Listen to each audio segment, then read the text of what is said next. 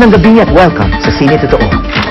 Bago dinagsa ang China para sa Summer Olympics, dumayo muna rito ang eyewitness team nila Cara David at Lloyd Navera para sa isang espesyal na palaro.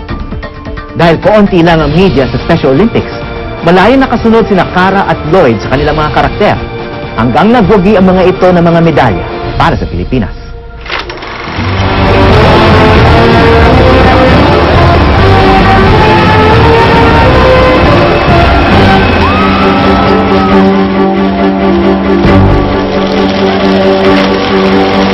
Noong nag-umpisa ako sa telebisyon, hindi basta-basta nakakashoot para sa broadcast. Una, kailangan malakas ang katawan dahil mabibigat ang lahat ng kamera. At pangalawa, hindi humahawak ng kamera ang mga babae.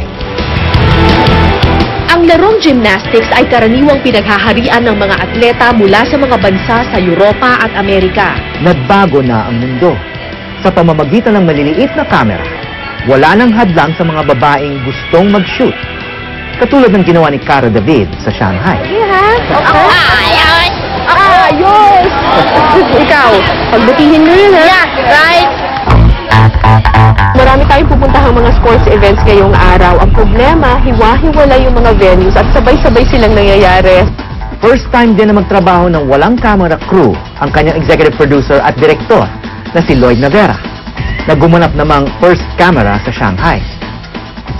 Kailangan ng mga reporter ngayon mag-multitasking. Maliban sa regular na trabaho ng pag-i-interview at pagsusulat, dapat kaya na nila mag-shoot ng sariling video at balang araw mag-edit na rin sa mga laptop. Para may laban. Maliban sa mas matipid, may isa pang pakinabang ang pag-shoot ng mga reporter katulad ni Cara. Si Christine! Bilang babae, may iba siyang pananaw sa mundo at maaaring mas magaang din ang dating sa mga bata kapag tinutukan niya ng camera. Tuklasin na natin ang tagumpay sa Shanghai ni Cara David at Lloyd Navera.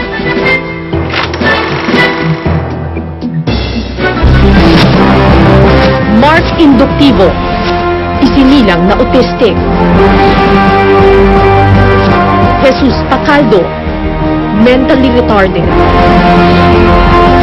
Roxane Na, ipinanganak na autistic. Christine Joy Galura, isinilang na may Down syndrome. Please welcome the athlete of the 2007 Special Olympics.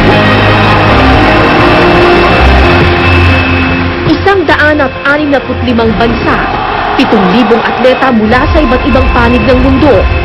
Isang pandaigdigang kompetisyon. Ito ang Special Olympics World Summer Games sa Shanghai, China. Isang tradisyon na nagsimula pa noong 1962. Ang pinakamalaki, pinakaprestigyoso at pinakamatinding kompetisyon para sa mga atletang may intellectual disabilities. Kada 4 na taon din ginaganap ang Special Olympics.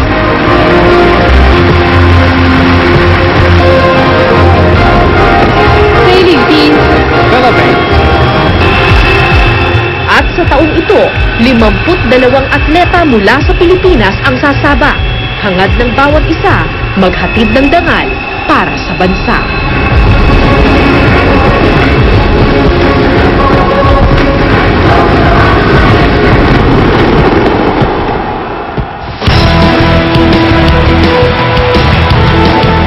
Ang larong gymnastics ay karaniwang pinaghaharian ng mga atleta mula sa mga bansa sa Europa at Amerika. May kamahalan ng training dito, kaya maliit ang tsansa ng mga mahihirap na bansa tulad ng Pilipinas.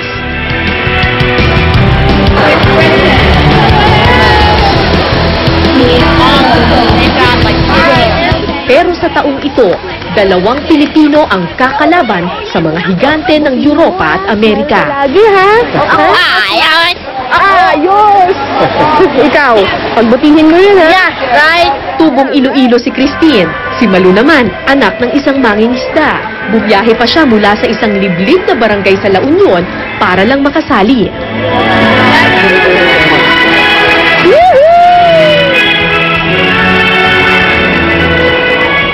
Aminado ang kanilang mga coach na nanliliit sila sa tabi ng mga mayayamang atleta mula sa ibang bansa.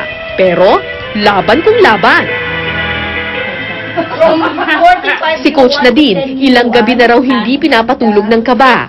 Isang araw bago ang kompetisyon, inamin niya sa aming walang formal na gymnastics training ang alaga niyang si Malu. Na-discover ko lang sa school namin yan habang nagsasayaw-sayawan kami. Sabi ko, gawin ko ang gymnast ito. Ganun lang? Ganun lang. Ganun lang? So, hindi talaga ito gymnast? Hindi. Meron lang mga event doon na kwan. Tapos sinabihan kami kung pwede mag-ano kami ng mga gymnast. Oo. Sabi ko pwede kaya si Malu doon. Marunong naman sumayaw. Yun, sinubukan ko, kaya naman niya. Kasi malambot ang katawan. May rhythm siya. Wow! Diyos! Isang public school teacher, wala ring formal na gymnastics training si Coach Nadine. Binasa lang daw niya sa libro ang mga itinuro kay Malu. Gaano siya katagal nag-training? Dali lang kasi nag-aaral naman kami. Oo. May time lang, ganun. So mga ilang taon? Wala pa isang taon, buwan lang yan. Kaya nang tawagin ang pangalan ni Malu, si Coach Nadine ang pinakakabado.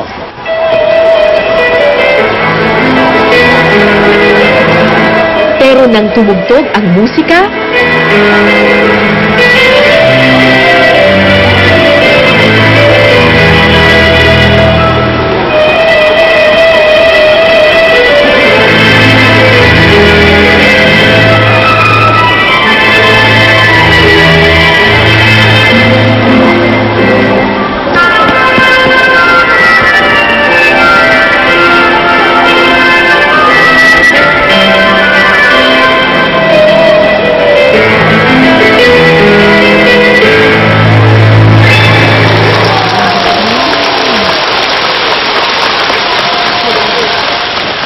ito ang unang beses na sumali si Malu sa isang gymnastics competition at isa siya sa mga nakakuha ng pinakamalakas na palakpak. Sunod na lumaban si Christine.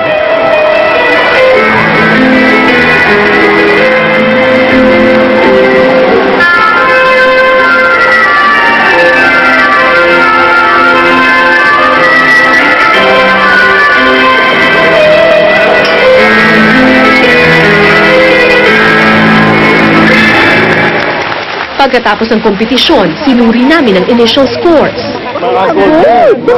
Makagold si Christine! Amigos, baka makagold!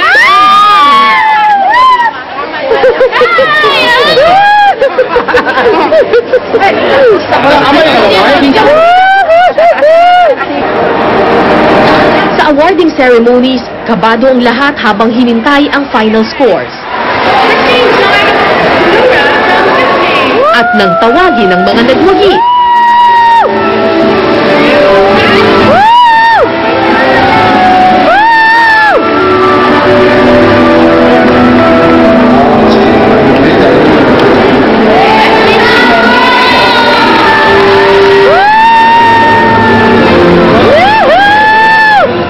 Hindi rin nagpataig ang bagitong si Malu. Galing-galing! At hindi lang isang medalya, kundi 3 pang bronze medal ang hinakot ng bata. Ba't kayo naiyak, ma'am? Tuwang-tuwa. Tuwang-tuwa. Saan po? Kasi first time nga. Tapos yung bang sa classroom lang namin nag-practice.